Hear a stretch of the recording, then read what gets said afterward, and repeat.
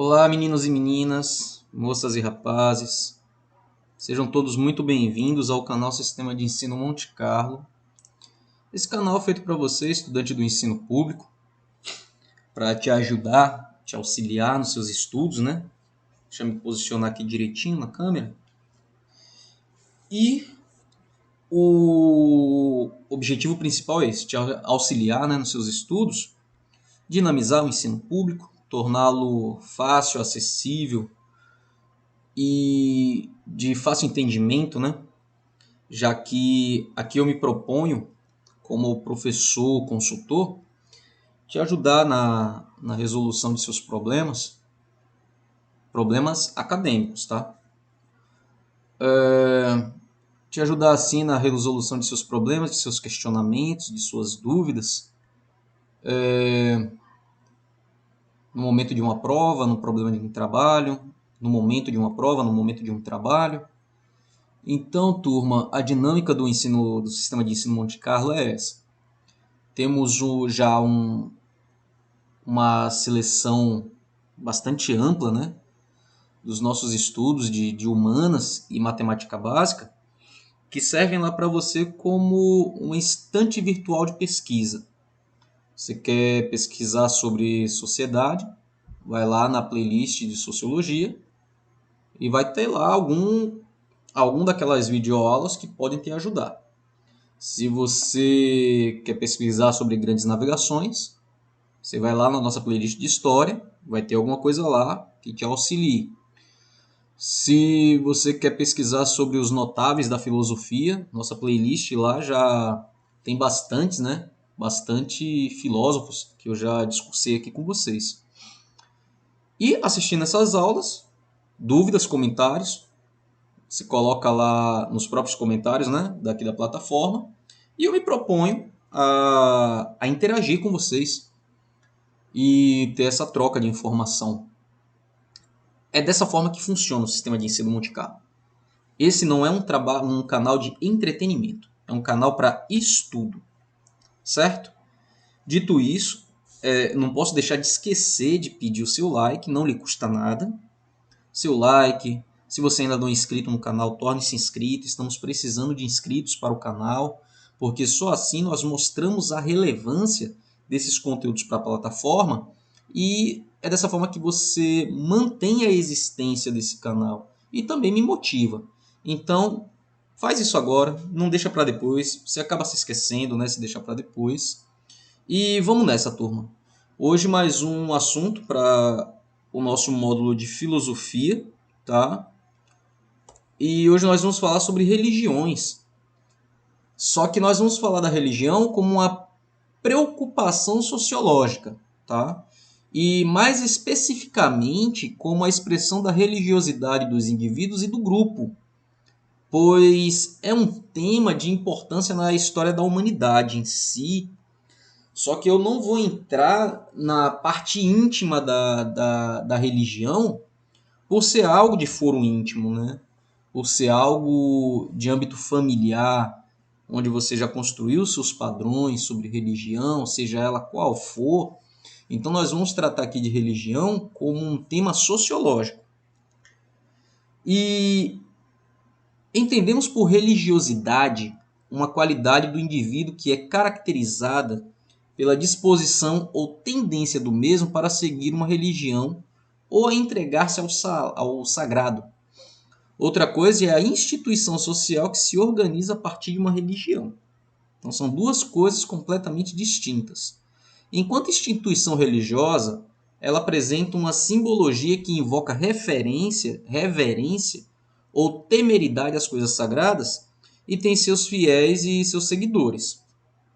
Então a base religiosa é isso, uma divindade e os adeptos e os seguidores dessa divindade, e essa junção entre divindade e adeptos vai se justificar uma religião, tá?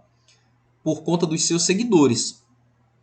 E é aí onde entra a igreja como instituição social, porque esses seguidores, de forma direta ou indireta, eles vão criar uma sociedade, né, religiosa, e essa sociedade ela vai refletir no âmbito secular, no aquele ambiente fora da religião. A religião possui rituais, que são práticas, gestos, atos, palavras que têm um significado sacro. Por exemplo, podemos acender uma vela para iluminar nossa casa quando falta energia. Mas quando acendemos uma vela em reverência a um deus, ou deuses, ou forças espirituais, esse gesto se realiza enquanto ato sagrado. Aqui um detalhe: a questão do respeito e da tolerância. Aquilo que é sagrado para mim pode não ser sagrado para outra pessoa, e aquilo que é sagrado para uma pessoa pode não ser sagrado para mim. Então, respeito e tolerância nesse assunto é tudo, tá? É o princípio de convivência. Na maioria das religiões há também uma prescrição de conduta, onde, em função de uma determinada crença, você é obrigado a se comportar, agir e pensar de determinada forma. Aí já a religião funcionando como controlador social, onde os seguidores, os fiéis e os adeptos eles têm que seguir as regras de padrão moral de conduta dentro de determinada religião. Todas as religiões têm comunidades de fiéis, mas essas comunidades são extremamente variadas.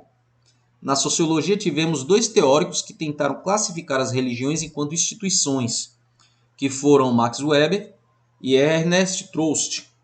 Eles fizeram uma distinção entre igreja e seita. Enquanto nos referimos à instituição igreja, nesse caso estamos falando de comunidade de fiéis citada acima, tá? E não aos prédios, também nomeados de igreja, ou os templos. Nesse sentido, a igreja é definida por esses autores como um agrupamento bem maior do que as seitas. Então, as seitas seriam um grupo restrito, e a religião não, já seria um grupo mais amplo. E a sua representação final seria a estrutura física, né, os prédios, até mesmo um monumento. As igrejas possuem uma estrutura burocrática, com hierarquia e dogma bem definido, e por isso uma coesão institucional bem estruturada. E segundo Trost, as igrejas se orientam visando a conversão de todos e tendem a se ajustar aos valores da sociedade existente, acomodando-se às demais instituições. Então, a depender do momento histórico, a religião ela vai ter um perfil. Tá? A religião egípcia ela teve um perfil moldada na escravidão. A Igreja Católica na Idade Média ela teve uma representatividade econômica, tá? Principalmente, e social, além de política, isso naquele momento histórico.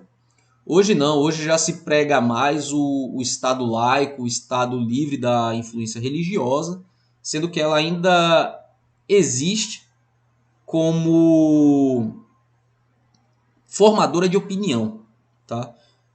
Por mais que alguns estados, alguns países, algumas organizações políticas não reconheçam religião A ou B, mas sempre você vai ver lá o catolicismo, principalmente, né, por ser uma religião mais aceita pela sociedade, o seu líder lá dando seus pareceres, né, sobre qualquer assunto social, político ou econômico que surja.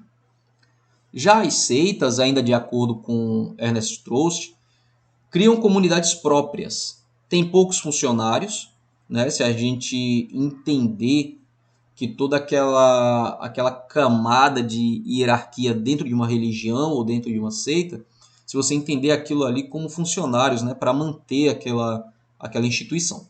E seus membros participam em condições de relativa igualdade, ou seja, quase que não há hierarquia numa seita. Mas, além disso, tem como característica atitudes bem demarcadas de austeridade ética e de separação em relação à sociedade em geral, com uma visão de afastamento e de desconfiança em relação ao mundo secular, seus valores e suas instituições. Então, a característica principal entre seita e religião é essa. A religião ela se adapta à sociedade e a seita ela praticamente cria uma sociedade só para ela, onde os seus integrantes ali eles se unem para dentro dessa sociedade para sobreviver à sociedade externa. Os conceitos são bastante úteis para interpretar certas religiões como instituição social, principalmente aquelas ligadas às tradições judaico-cristã. E, porém, se fizermos um estudo mais aprofundado das instituições religiosas no Brasil, nem todas podem ser classificadas como seitas, denominações, igrejas ou cultos. Isso porque há opiniões de senso comum em que se costuma dizer que o candomblé, o espiritismo e a umbanda são seitas. Isso é uma teoria de senso comum, que na maioria das vezes, ou na sua total abordagem, está em volta a preconceito. Tá? Entretanto, se observarmos a história do Brasil, se nós formos olhar a origem dessas religiões, nós veremos que essas manifestações religiosas são bem estáveis e permanentes. Por exemplo, os primeiros terreiros de candomblé surgem no início do século XIX. A religião ela é bem antes, mas o terreiro em si, como expressão máxima dessa religião, ela só surge no século XVIII. O candomblé ele existia até antes disso dentro das pessoas que a praticavam, mas como terreiro só a partir do século XIX. O espiritismo chega ao Brasil no final do século XIX e se mantém como instituição até os dias de hoje. A Umbanda surge nos primeiros anos do século XX, no Rio de Janeiro, e está presente em todo o Brasil atualmente. E é claro que essas religiões não têm uma organização centralizada como a Igreja Católica, né? Onde a Igreja Católica ela responde a um líder. Em todas essas religiões que eu citei agora, o candomblé, o espiritismo e a umbanda, ela não é dessa forma que funciona. No entanto, elas apresentam hierarquia e rituais permanentes e a participação de seus membros no culto acontece de forma bastante coesa. Ainda voltaremos, né, a esse assunto religião aqui no canal Sistema de Ensino Monte Carlo, onde falaremos mais sobre as religiões existentes no Brasil. Porém, o que estamos destacando aqui nessa aula é a importância da religião para a sociologia, como dito no início, enquanto uma instituição social que molda os indivíduos e tem finalidade própria, mas que também interfere em outras esferas da vida e sociedade. Então, por religião e por exemplos de religiosidade ser bastante ampla, nós vamos precisar voltar a tocar nesse assunto por mais vezes, tá bom? Turma, essa foi a nossa videoaula de hoje. Espero que tenha sido útil e produtiva para todos vocês. Dúvidas, deixa aí no comentário. Não se esqueça de se inscrever, não se esqueça de compartilhar. E nunca se esqueçam, jamais se esqueçam, né, de que conhecimento é poder. E todo conhecimento adquirido ele precisa ser colocado em prática.